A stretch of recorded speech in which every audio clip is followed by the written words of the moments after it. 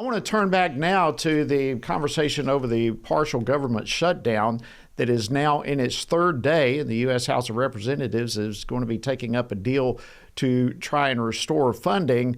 Keep in mind that essential workers like military and air traffic controllers, they're still on the job, but they could face missing paychecks if a deal is not potentially finalized by tomorrow. So will Congress resolve this spending battle in time? Well, joining me now to discuss this and more is Congressman Tim Moore. He serves on the House Budget Committee as well as the Financial Services Committee. He represents North Carolina's 14th Congressional District. Congressman Moore, welcome back to Washington Watch. Great to have you.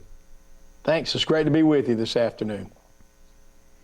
All right, now Speaker Johnson says that a vote is expected tomorrow. What are you hearing from some of your other Republican colleagues? Is this going to pass, do you think? Yeah, I'm hearing support for it. Of course, the president has leaned in and encouraging that we pass this as well. And it's important that we keep the government open. It's really unfortunate that the Democrats, yet again, are wanting to keep the government closed to try to force various concessions. And think about where they are right now. They're really wanting to try to hold up funding the government because they want lawlessness on the streets. They want us to ignore the enforcement of immigration law. And I hope and believe that the American people are paying very close attention to that, and that they will hold folks accountable at the ballot box at the appropriate time. But at the end of the day, right now, we need to get this passed. We need to keep the government funded, and we need to make sure that the agencies have the funding they need to provide the services for the country.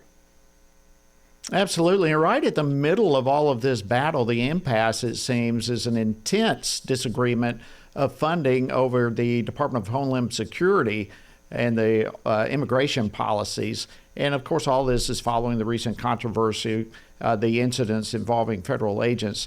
And the current proposal, as I understand it, Congressman, only extends DHS funding for 2 weeks. That's not a whole lot of time to debate on all of this. What do you think? No, that's not a lot of time, but I'm hopeful that within those 2 weeks, the temperature and the rhetoric may get dialed down, and we may be able to see this get funded at that point. I think what's happened, if you talk to a few of the Democratic members when there aren't any cameras, and these again are the ones that aren't the ultra left, they acknowledge that the ultra radicals of their party have hijacked the messaging for their side, and a lot of them even understand the need that we fund our law enforcement, that we fund for immigration enforcement. But we could be in a situation where 2 weeks from now, we're right back in this at this same impasse. And at the end of the day, we have to enforce these laws. I mean, think about it.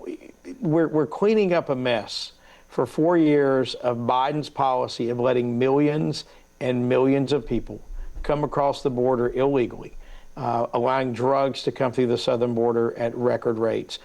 We've seen just unparalleled increases in criminal activity by some of the criminals who've come across that border. And the radical left, they want to embrace criminals, and they want to embrace fraud, whether it's the fraud that's happening in Minnesota with the Somalians there, you name it. I mean, they have lost their way. They want to keep standing with the criminals, it seems. And I shake my head because when I talk, I mean, you served in Congress. You know how it is. You get these conversations one-on-one with people. When I talk to some of my colleagues from the other side of the aisle, the ones that I would talk to, they recognize that this is a crazy train in terms of where the far left is going on this stuff. So hopefully in a couple of weeks, the temperature will be lowered so that the right thing can happen at that point. Well, I certainly hope you're right. Obviously the Democrats want some reforms of the Department of Homeland Security, but they're also wanting to unmask these ICE agents. They want body cameras on all of them. Are there any demands that Republicans could see agreeing with? And then on the other side of that, you've got a lot of, or at least some Republicans that seem hesitant to want to vote for this. So how do you see it playing out? Well, the irony of the Democrats, last time I checked, they were all about masks. They were all, that's all we heard them talk about from COVID on was about wearing masks. In fact, The leftist protesters out there usually are masked up. I mean, these agents unfortunately have to wear masks to protect their identities, because what happens is a lot of these folks that are just they conduct themselves like terrorists almost.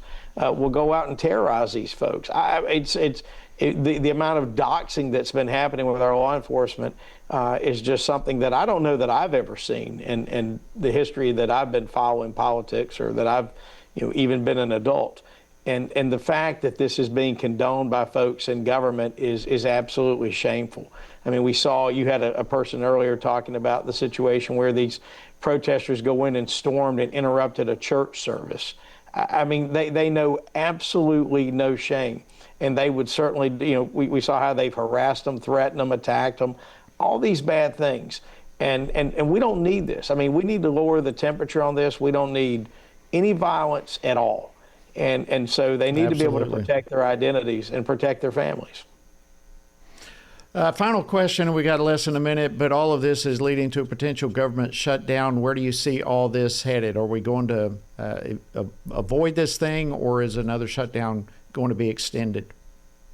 I believe the speaker when he says that he feels comfortable that we have the votes to get this passed. And so he's been able to deliver every time, does an amazing job. So I believe that we'll be able to get it passed, avoid another shutdown, because we can't. I mean, we live in a dangerous world, and we do not need the federal government in any way shut down to deal, because we have to think about threats from outside and within. And we need to make sure that we fund the federal government, that we provide the services that we need to for our citizens. And nobody should be playing games with funding the government over any kind of policy difference. Thank you so much, North Carolina Congressman Tim Moore. We appreciate all you're doing for your great state of North Carolina, as well as for our country. And thank you for joining us today on Washington Watch. Thanks.